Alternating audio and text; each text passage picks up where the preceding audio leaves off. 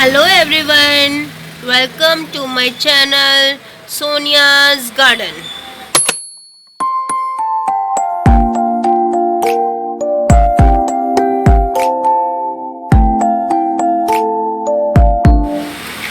देखिए विंटर शुरू हो चुकी है, नवंबर का महीना शुरू हो गया है और हल्की हल्की ठंड पड़ने लगी है।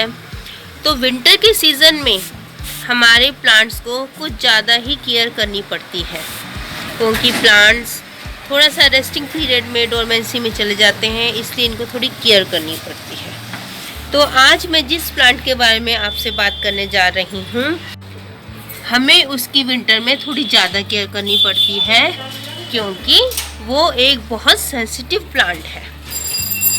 हाँ जी, अब आप समझ चुके होंगे मैं किस प्लांट की बात कर रही हूँ।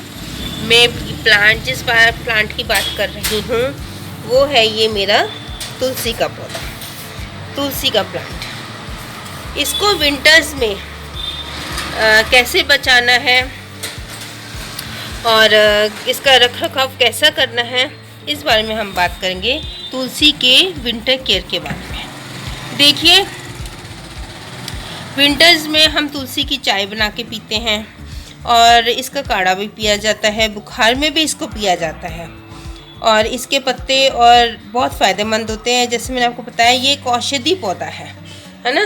तो इसका विंटर में थोड़ी हमें ज़्यादा केयर करनी पड़ती है। गर्मियों में और रेनी सीज़न में तो ये बहुत अच्छा चलता है, ज़्यादा अच्छा ये रेनी सीज़न में चलता है। गर्मियों में इसको तेज़ धूप बिल्कुल पसंद नहीं है, छाँव में इसको रहना पसंद है, लेकिन विंटर्स में हमें इसकी कुछ स्पेशल केयर करनी पड़ती है। अगर हम इसकी केयर विंटर में नहीं करेंगे तो ये पौधा आपका मर जाएगा, क्योंकि ये बहुत सेंसिटिव पौधा है। तो आज हम इसकी केयर के बारे में बात करेंगे। हाँ जी, अब हम पहले बात करते हैं टिप नंबर 1 की। टिप नंबर 1 ये है कि जब भी आप पौधे की सॉइल में पानी दें तो आप इसकी लीव्स पर पानी का स्प्रे ज़रूर करें, क्योंकि विंटर्स में तुलसी के पौधे, तुलसी की प्लांट की लीव्स पर ही इंसेक्ट्स अटैक करते हैं, जिससे आपके पत्ते ऐसे, देखिए मैं आपको नज़दीक से दिखाती हूँ, जिससे आपके पत्ते ऐसे ग्रीन और आधा ब्लैक ऐसे होना शुरू हो जाएगा, या फिर इसके लीफ पे छोटा सा काला सा कीड़ा बैठ जाएगा। तो अगर आप इस पे पानी का स्प्रे करते हैं तो अधिकतम ज़्यादातर उस स्प्रे से वो कीड़े गिर जाते हैं या ख़त्म हो जाते हैं। इसलिए टिप नंबर 1 ये है, जब भी आप तुलसी के पौधे पे पानी दें तो आप उनकी लीव्स पे थोड़ा थोड़ा स्प्रे ज़रूर करें, जिससे आपके ये जो लीव्स हैं ये थोड़ा हेल्दी रहेंगी और जो इंसेक्ट्स इस पर अटैक करते हैं वो थोड़े से ख़त्म हो जाएंगे। और विंटर्स में तुलसी में इंसेक्ट्स का अटैक बहुत जल्दी होता है और बहुत ज़्यादा होता है। टिप नंबर 2 है कि हमें जो ये लीव्स हैं तुलसी जी की, इसके ऊपर जो मंजरी बनती है, सीड पॉट बनता है, जो इतना लंबा सा मंजरी नहीं बनती, उसको हम सीड पॉट करते हैं, उसके अंदर सीड्स होती हैं, उसको हमने कट कर देना है। ठीक है, मेरे प्लांट में देखिए कहीं भी मंजरी नहीं बन रही है, क्योंकि मैं साथ ही साथ उसको कट करती रहती हूँ। अच्छा, कट कैसे करना है? कट उसको हमने सीजर से ही करना है। अगर आप उसको हाथ से कट करेंगे और बाई चांस दूसरी उसकी रूट डिस्टर्ब हो जाए तो तब भी पौधा थोड़ा स्ट्रेस में चला जाता है। तो आप सीजर से उसकी जो सीड पॉट बनता है इतना लंबा सा, जिसको लीफ कहते हैं, उसी के अंदर उसके सीड्स होते हैं, उसको कट कर देंगे। उसको कट कर देने से आपका प्लांट बुशी हो जाएगा, प्लस उसे अपनी एनर्जी जो सारी सीड्स बनाने में लगानी थी वो आपके लीव्स में, प्लांट में लगाएगा। ठीक है, उससे आपका प्लांट हेल्दी भी रहेगा। और मैंने देखे यहाँ सारे सीड पॉट्स कट कर रखे हैं पहले ही, तभी मेरा ये प्लांट देखो कितना अच्छा सा हो रहा है, हेल्दी सा हो रहा है ना। और ये जो लीव्स हैं जिसमें ये ब्लैक और ये आ रहे हैं, ये आप रिमूव कर दीजिए। ठीक है, और मैं आपको एक बात और बताना चाहूँगी, जब सीड पॉट्स आप कट करते हैं तो उसको आपने फेंकना नहीं है, या आप उसको अच्छे से मसल के इसी प्लांट की सॉइल में डाल दीजिए, या फिर आप किसी और भी पॉट में डाल सकते हैं, तो आपका तुलसी जी का एक और पौधा तैयार हो जाएगा। तो सेकंड टिप है हमारी seed pot cutting. Seed pots को कट करना है विद सीजर, हाथ से नहीं करना है। और जो हमने तुलसी जी की ये सीड पॉट कट करने हैं, वो हमने मॉर्निंग में करने हैं। और हमने जो मैंने आपको टिप नंबर 1 बताया कि जो पानी का स्प्रे करना है वो भी मॉर्निंग में ही करना है, क्योंकि आप मॉर्निंग में जब थोड़ी धूप निकली, अच्छी धूप निकली हो, तब आप इसमें पानी का स्प्रे लीव्स पे करेंगे तो ठीक रहेगा। नहीं तो शाम तक आते आते, क्योंकि इतना ठंडा वेदर हो जाता है, चिलिंग होती है, और उसमें ना फिर पत्तों में पानी सूखेगा नहीं, तो फिर वो और पौधों को और नुकसान करेगा, तुलसी जी के पौधे को वो और नुकसान करेगा। ये आपने सारा प्रोसेस मॉर्निंग में करना है। अब हम तुलसी जी के पॉट के बारे में बात कर लेते हैं। तो अगर आप तुलसी जी को एक बड़े गमले में लगाएंगे, 12 इंची या 16 इंची गमले में लगाएंगे, तो तुलसी जी की ग्रोथ अच्छी होगी, पत्ता भी बड़ा बड़ा आएगा और अच्छा चलेगा। तो छोटे पॉट में लगाएंगे तो इसकी ग्रोथ छोटी हो जाती है, पत्ते भी छोटे छोटे आते हैं। तो आप इनका पॉट बड़ा रखिए, 12 से 13 इंची का। अच्छा, अब हम बात कर लेते हैं टिप नंबर 3 की। टिप नंबर 3 ये है कि आपने तुलसी जी के पौधे को ब्राइट लाइट में रखना है, जहाँ रोशनी अच्छी आती हो, और सुबह की अगर इसको थोड़ी धूप मिल जाए सर्दियों में, विंटर्स में, तो ये तुलसी जी के पौधे के लिए बहुत अच्छा रहता है। तो आप इसको ब्राइट लाइट में रखिए। और पानी, जहाँ तक पानी की बात है, पानी हफ्ते में सिर्फ 2 बार दीजिए, क्योंकि आप ज़्यादा पानी देंगे तो आप एकदम सॉइल चेक कर लीजिए। ज़्यादा पानी देने से, ये देखिए मैंने आज पानी नहीं दिया है, अब आप ये देखिए मैंने आज पानी नहीं दिया है, मिट्टी गीली है, ये चल जाएगा, ये मेरे ख्याल से कल का दिन भी चल जाएगा। तो हफ्ते में 2 बार पानी दीजिए। मैं हफ्ते में इसको 2 बार पानी देती हूँ। विंटर्स में जब दिसंबर का नेक्स्ट मंथ आएगा, दिसंबर का और जनवरी का, तब तो शायद हफ्ते में 1 बार पानी भी बहुत होगा। ठीक है, ज़्यादा पानी देने से भी तुलसी का पौधा मर जाता है।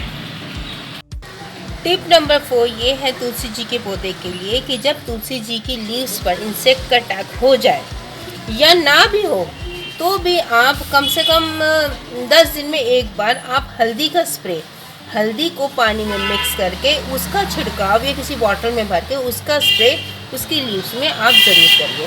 क्योंकि हल्दी एक आयुर्वेदिक है, एक ऑर्गेनिक मसाला आप कह लो, और ऑर्गेनिक मसाला कह सकते हैं ना आप उसको, वो है। अगर आप इस पर कोई और स्ट्रॉन्ग पेस्टिसाइड का यूज़ करेंगे तो हम इसके पत्तों की चाय बनाते हैं और काढ़े में यूज़ करते हैं, और पत्ते भी वैसे नुकसान हो सकते हैं। हल्दी एक ऑर्गेनिक प्रोडक्ट है, आप उसका स्प्रे बना के या उसको पानी में मिक्स करके उसका छिड़काव कीजिए। आपके सारे इंसेक्ट्स, जितने भी इसमें इंसेक्ट्स या फंगस या कुछ भी जो लगा होता है, वो सब अपने आप ऑटोमेटिक मर जाएगा। स्प्रे भी ज़रूर कीजिए और सॉइल में भी ज़रूर वो पानी डालिए, हल्दी का पानी। आप जिनके पास नीम ऑयल है, नीम भी एक आयुर्वेदिक ही है, ऑर्गेनिक ही है, नीम ऑर्गेनिक ही है, नीम ऑयल आता है। मैं नीम की खाद की बात नहीं कर रही, नीम खाद भी आप यूज़ कर सकते हैं, लेकिन कई घरों में नीम ऑयल भी होता है। जब इंसेक्ट्स लगते हैं तो हम नीम ऑयल का भी स्प्रे कर सकते हैं। आप हल्दी का या नीम ऑयल का स्प्रे कर सकते हैं। ये मेरा है tip number 4। Tip number 5 Tulsi ji के पौधे के लिए ये है कि आपने तुलसी जी के पौधे को रात के समय कवर करके रखना है। हमने कवर क्यों करना है? क्योंकि विंटर्स में रात के समय और सुबह सुबह के समय जो फॉग पड़ती है या ओस पड़ती है, ओस की बूंदों से लगभग सारे पौधों को बहुत नुकसान पहुंचता है, लेकिन तुलसी जी तो एकदम ख़त्म हो जाती है।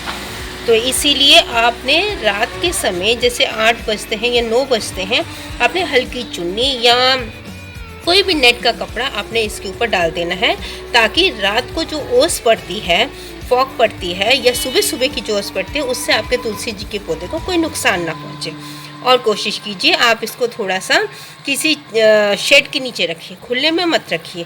अगर आपने इसको ओपन में रखा तो ये बहुत ही इसको ओस से बहुत ही नुकसान पहुंचेगा। तो आप कोशिश कीजिए इसको शेड के नीचे रखिए, ठीक है। और इसकी गुड़ाई आप 10 दिन में 1 बार ज़रूर करते रहिए। गुड़ाई करते रहने से ना मिट्टी में वेरिएशन बना रहता है और मतलब पौधा अच्छा चलता है। गुड़ाई आप इसकी 10 दिन में 1 बार करते रहिए। इसको कवर करके रखना है आपने, जैसे मैंने आपको बताया, क्योंकि सर्दियों में तुलसी जी का पौधा, लगभग सारे ही पौधे ख़राब हो जाते हैं। फॉग तो हर पौधे के लिए नुकसान है। फिलहाल मैं आपको तुलसी जी के बारे में बता रही, तुलसी जी को तो बहुत नुकसान पहुंचता है ये जो ओस पड़ती है विंटर्स में, इसलिए आप इसको कवर करके रखिए।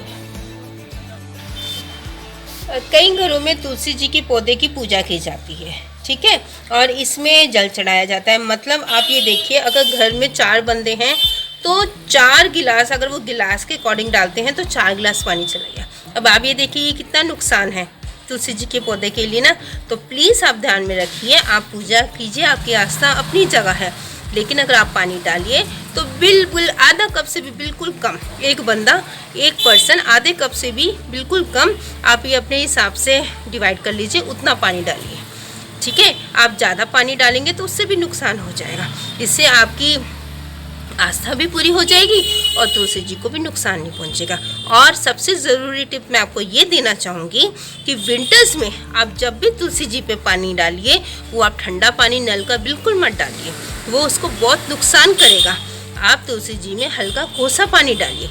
आप गीज़र का हल्का कोसा पानी, बिल्कुल हल्का, जिसके नीचे आप हाथ रख सकते हैं, बिल्कुल कोसा पानी, वो आप तुलसी जी में डालिए। इससे आपकी तुलसी जी की जो सॉइल है, सॉइल को भी बहुत अच्छा वार्म फील होगा और तुलसी जी का पौधा अच्छा चलेगा। तो आप इसमें वार्म पानी डालिए। मैं आपको बता दूं, वार्म पानी का मतलब ये नहीं है कि आप एकदम गर्म पानी डाल दीजिए, हल्का कोसा पानी डालना है, जिसमें आप एक मग्गे में पानी लेके आप जिसके अंदर अपना हाथ आराम से डाल सके, जो आपके लिए बिल्कुल कंफर्टेबल हो। बिल्कुल कोसा पानी, बिल्कुल कोसा पानी आपने इसमें डालना है। सिर्फ तुलसी जी के पौधे की बात कर रही हूँ, बाकी प्लांट्स के बारे में हम बाद में बात करेंगे। मैं सिर्फ तुलसी जी के पौधे की बात कर रही हूँ। इसमें आपने कोसा पानी डालना है और टाइम टू टाइम इसकी प्रूनिंग करते रहिए। प्रूनिंग करने से ये पौधा काफ़ी हेल्दी और बुशी होगा। ठीक है।